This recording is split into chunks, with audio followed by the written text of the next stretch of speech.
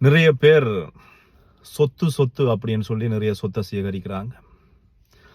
தனக்கு பிறகு தன்னுடைய பிள்ளைகளுக்கு, பிள்ளைகளுடைய பிள்ளைகளுக்கு, அந்த பிள்ளைகளுடைய பிள்ளைகளுக்கு அப்படின்னு சொல்லி நிறைய பேருடைய வாழ்க்கையை அழிச்சு, நிறைய பேருடைய வாழ்க்கையில விளையாடி, அல்லது நிறைய பேருடைய கண்ணீர்களை அல்லது அவர்களுடைய உழைப்பை உறிஞ்சி சொத்துகள் சுகங்கள் அப்படின்னு சொல்லி சேகரித்து வைக்கிறார்கள். ஆனா எல்லாருமே இறுதியாக போகின்ற பொழுது கட்டைக்கு அந்த சுடலைக்கு நெத்தியில் வைக்கிற ₹1 காசுக்கும் அந்த காசு கொடுத்தவங்களுக்கு சொந்தம் இல்லை.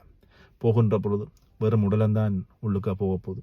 எரிஞ்சு வந்தா ஒரு செம்பு சாம்பல். இதுக்காக ஓடி ஓடி ஓடி ஓடி மற்றொன்னையும் துன்புறுத்தி அவங்களுடைய சொத்துக்கள் எல்லாவற்றையும் நீங்கள் அபகரித்து அவங்களுடைய உழைப்பை உறிஞ்சி அபகரித்து எங்கே கொண்டு போய் சேர்க்க போறீங்களோ தெரியல. நன்றி.